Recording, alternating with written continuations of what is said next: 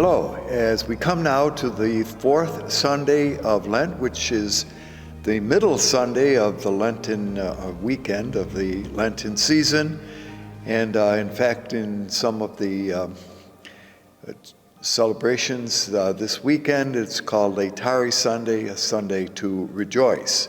Some will say, well, we rejoice that the season of Lent is half over. Others will say, well, it's half to go and we have chances to continue the good efforts that we are making. Anyway, the readings this time, the first reading comes from the book of Samuel, 1 Samuel, chapter 16, verses 6 through 7 and verses 10 through 13a. The second reading, the letter attributed to Paul to the Ephesians, chapter 5, verses 8 through 14. And the gospel this time, from the gospel according to John, chapter 9, verses 1 through 41. So once again, it's a rather long reading. As we mentioned last time, these 3 Sundays, the third, fourth, and fifth Sundays of this time, choose their readings from the fourth gospel. And the reason, of course, why they're chosen liturgically is that in some ways they speak about what the reality of baptism is all about. Many are in different parishes, both here at St. Mary's, but throughout the diocese, preparing to bring new members into the faith family at the Easter Vigil. And so these 3 Sundays, third, fourth, and fifth, are known as the Sundays of the Scrutinies, in which certain gifts are presented to the candidates, treasures we call them, of the Christian faith. So all of that, a little bit of liturgical background. Again, in our discussions, we are looking at how the gospel writer seeks to put his material into place.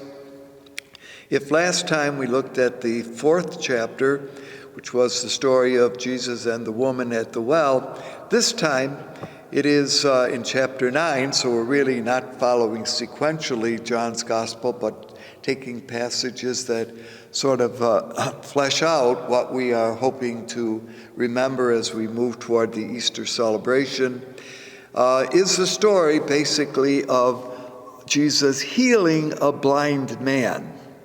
Now, some have taken this particular chapter of John and divided it, a number of authors in reflecting on this, into 8 acts. It's as if it were a kind of great little play that emerges, with Act 4 and 5 being somewhat the center of the rest. So you have, if we're following this, here's how the breakdown takes place, just so you can see how those interpret this kind of work. Act 1 pictures Jesus and his disciples. This would be verses 1 through 5. Act 2 is Jesus meets the blind man, verses 6 and 7. Act 3, the blind man encounters his neighbors. This is verses 8 through 12. In Act 4, it is Jesus who now, the blind man who encounters the Pharisees, and this is verses 13 through 17. Then we have an episode in which the parents and the Pharisees, this would be Act 5, verses 18 through 23.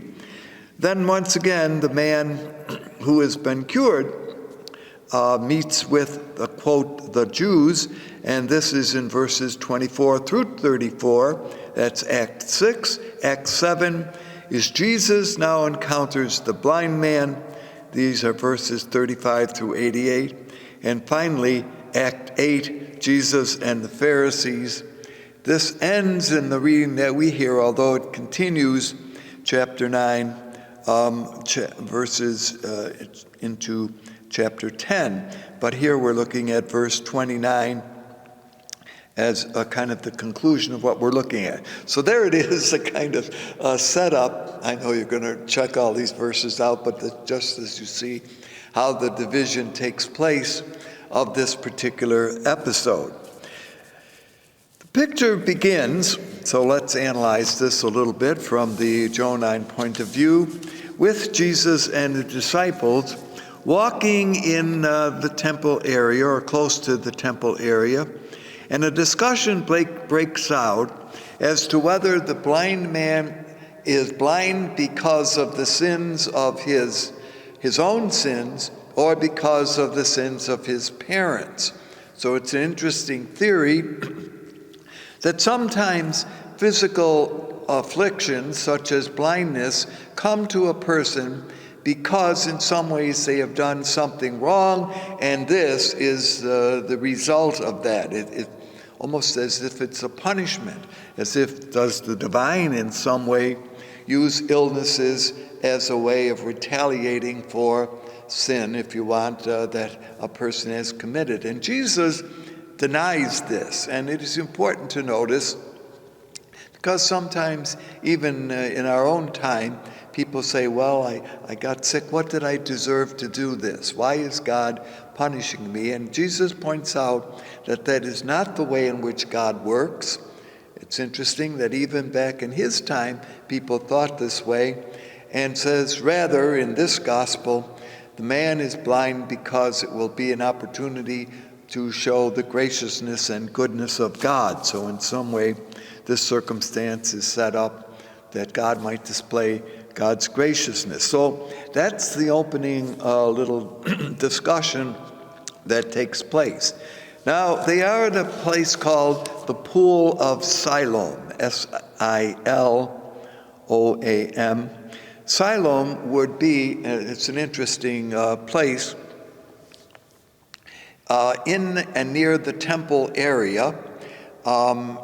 It has to do with a pool which apparently was water brought in or up to the city of Jerusalem, dating back to the time of King Hezekiah, who, remember that the city of, now I'm sure we may have mentioned this, the city of David in earlier times was a small city aside the Mount of Zion. It will only be later that the son of David had built this small city, made it the capital, you remember, of his new, not empire, but his new region. And it was his son Solomon who had on Mount Zion, which is right next to the city of David, erected the temple. So it is here that Jesus is walking with his disciples. This little dialogue we heard just took place. It's interesting also because in Jesus' time, the blind and the lame were not permitted within the temple because it was considered somehow that an imperfection in human experience was an affront to God. So that's interesting, affront to God's perfection. So nothing imperfect should come into the perfection of the divine. So there's a lot that's going on here, and the blind man therefore was excluded from social prayer. Now, what Jesus will do in healing the blind man is liberate him from that affliction, allowing him then to fully participate in temple worship, temple prayer.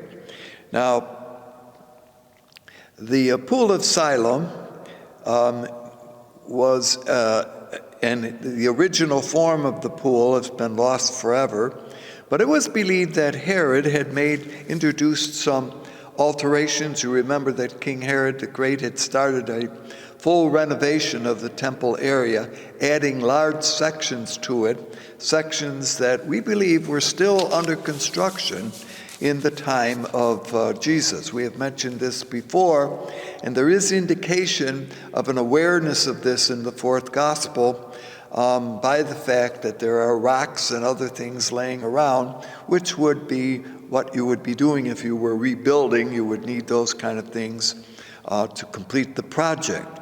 So the water used was in the temple worship. So this was what made the Pool of Siloam important, because on the occasion, and we believe that this particular celebration that Jesus is present in Jerusalem for was the Jewish Feast of Tabernacles, which was a harvest feast, you remember. And the water used for the celebrations that took place in the temple came from the pool of Siloam.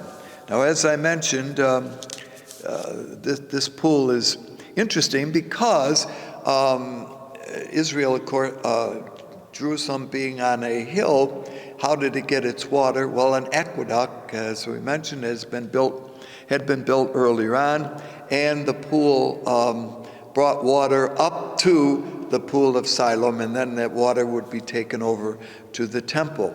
Today, if you visit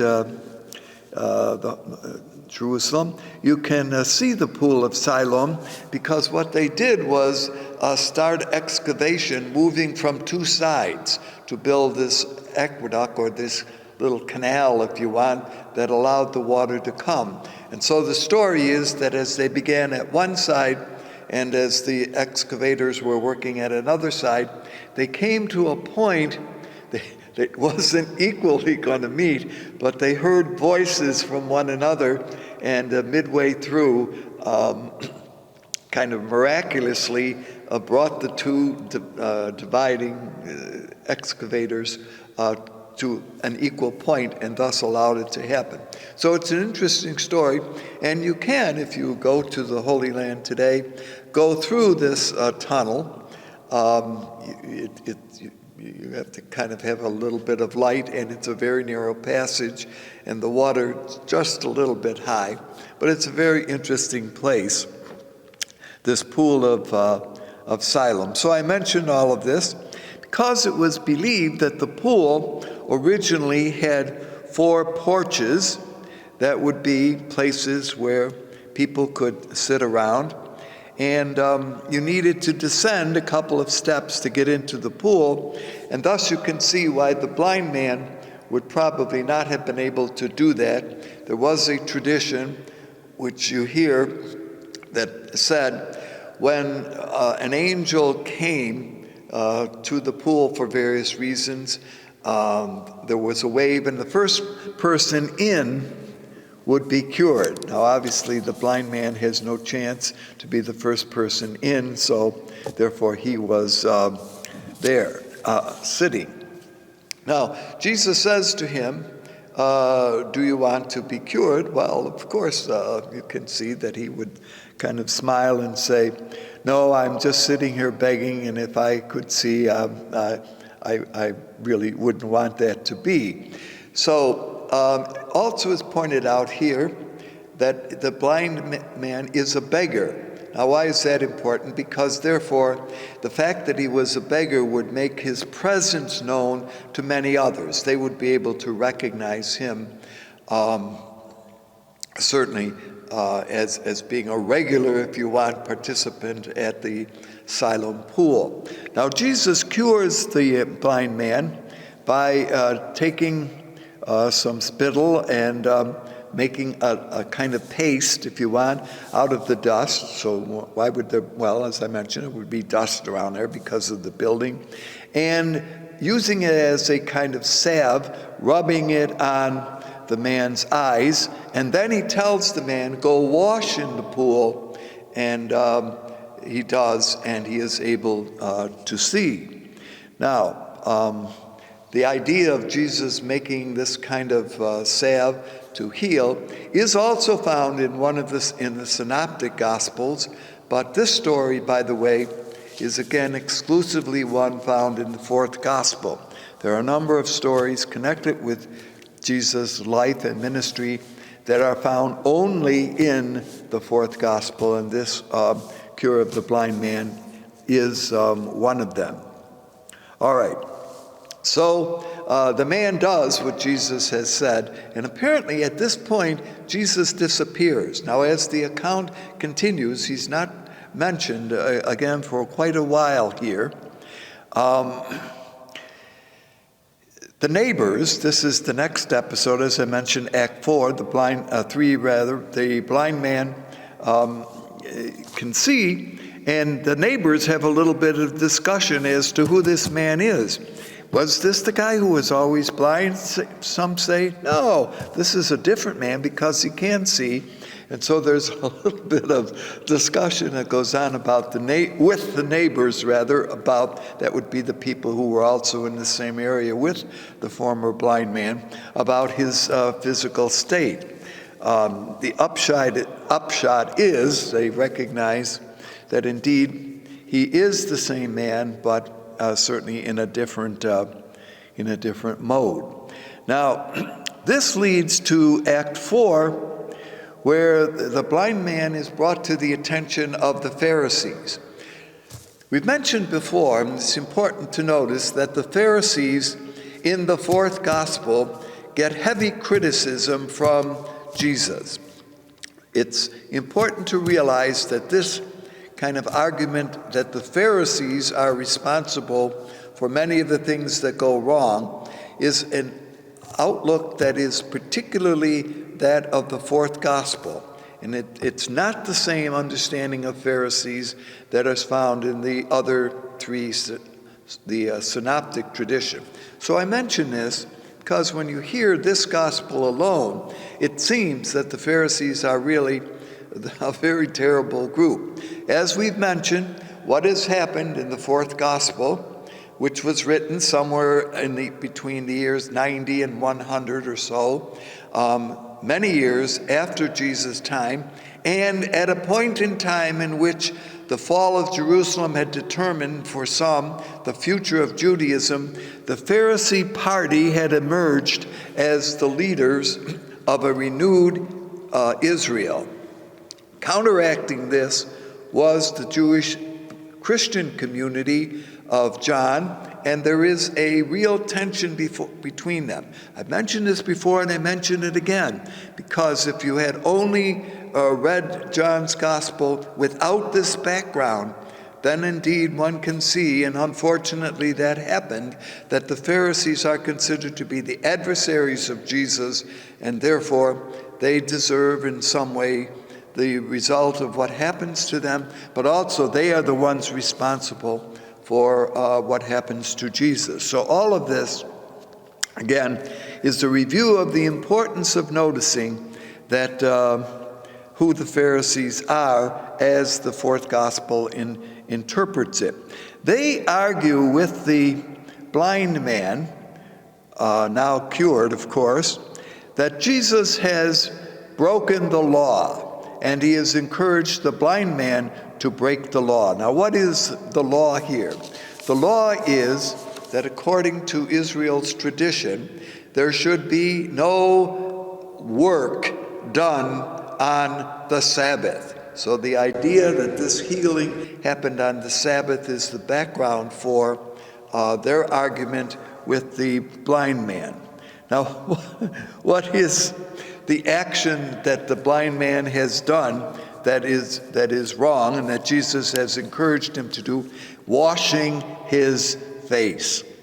Now, could that really have been something that was considered to be wrong? Well, we're not sure, but we do look a little bit at a tradition known as the Mishnah in Jewish life, and this is a writing, one of the first writings that later will be part of the Talmud, which was written somewhere between 100 and 200 of the common time.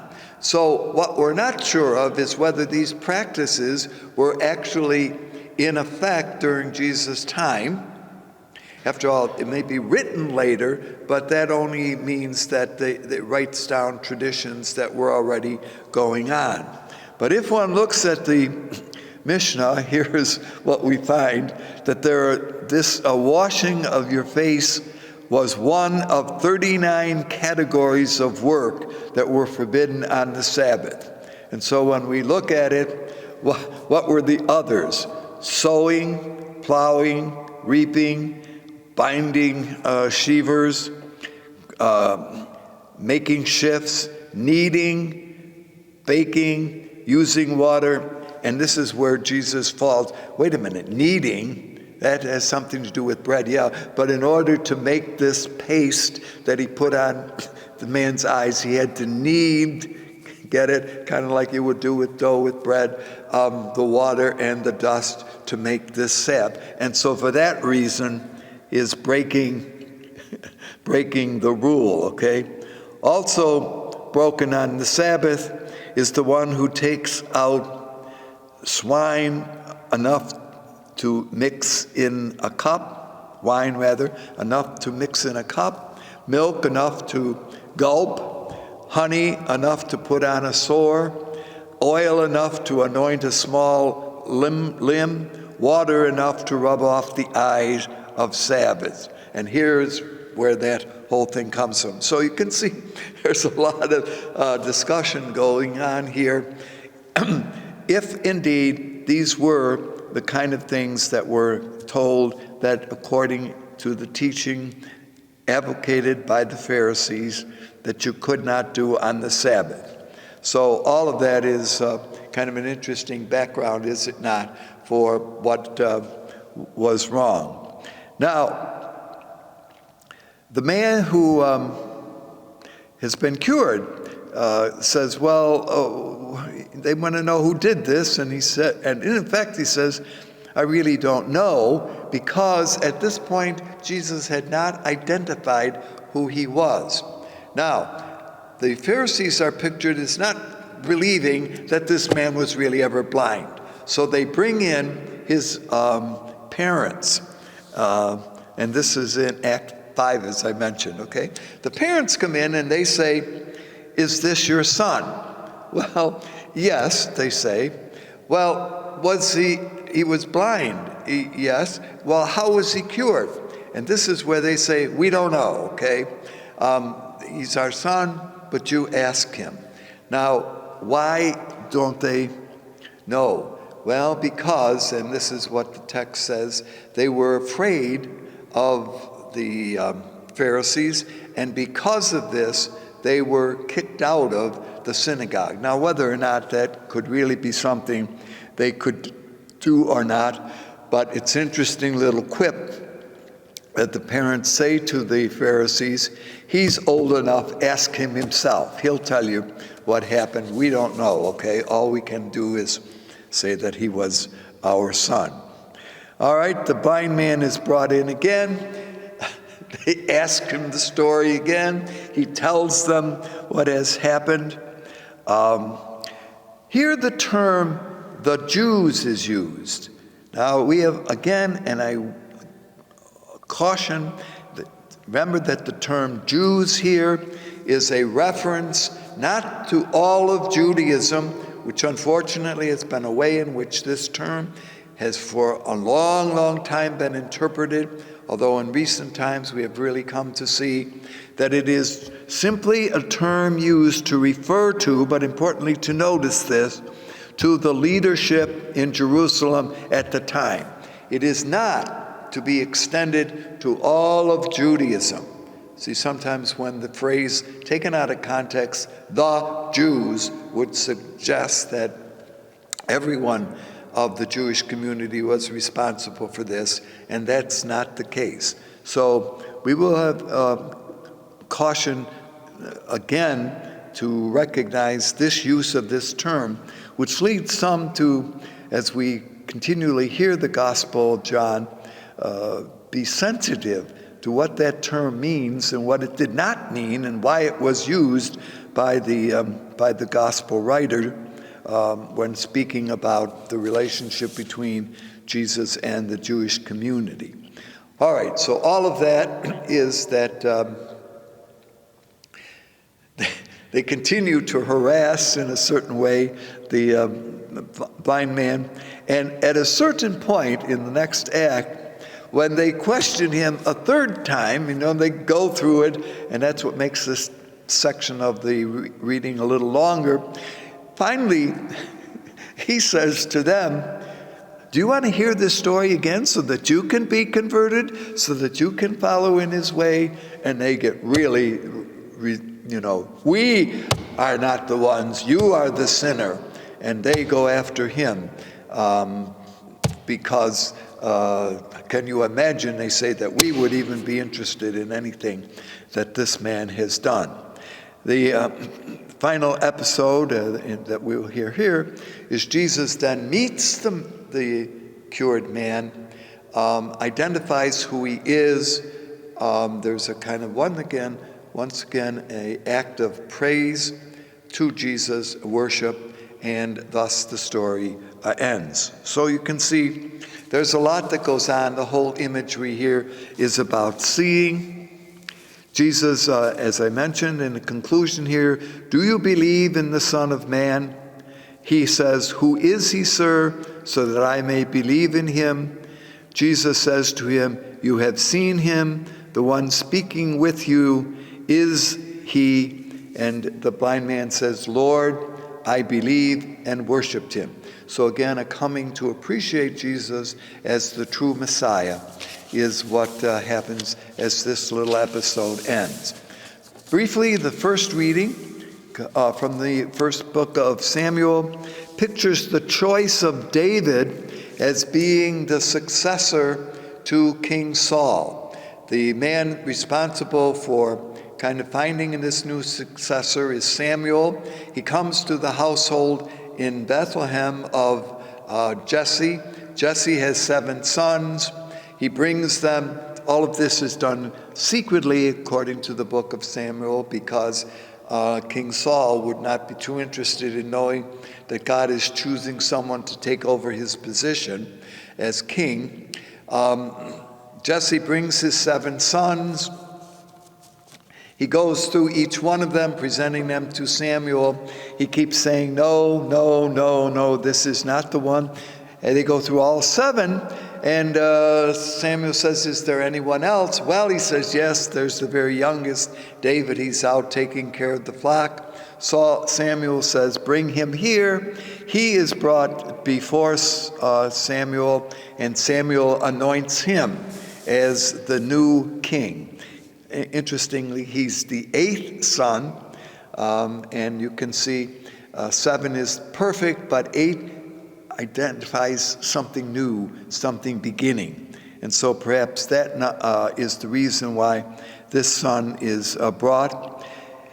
The text says that God judges not by externals, but God sees the hearts of men and therefore knows how to choose. So it is God who recognizes the importance of the beauty of David, and he is anointed at God's word. There's a contrast here, maybe between Adam and David. Adam was formed out of the dust of the earth. Interesting how that might refer a little bit to the gospel reading today. And this young man, David, is drawn out of obscurity. Nobody really pays much attention to him. So as the first man was the progenitor of the race, this new chosen one, David, is the founder of a new dynasty. And as we read in the scriptures, of course, it is through the Davidic line that the Messiah, Jesus, is born. So we're reminded that, again, God works in ways that are not always determined by humankind. So in a beautiful way, we hope that we can see Jesus' closing words to the Pharisees are, you can see, but you are blind. And they, of course, take this very hardly. And it's pictured that therefore the plot to end Jesus' life is now put into place. But the blind man who could not see can now see, and of course has made this wonderful acclamation of faith that indeed Jesus is the Messiah, which of course is the keystone for this particular gospel. For many to recognize in Jesus as the one sent by God to bring salvation, freedom, grace into the lives of others. So there we are on this 4th week, the Sunday of weekend of Laetare. Let us rejoice that God has given us the vision of faith, the vision of hope, and we hope the vision of charity. Hope to see you again. Have a good week.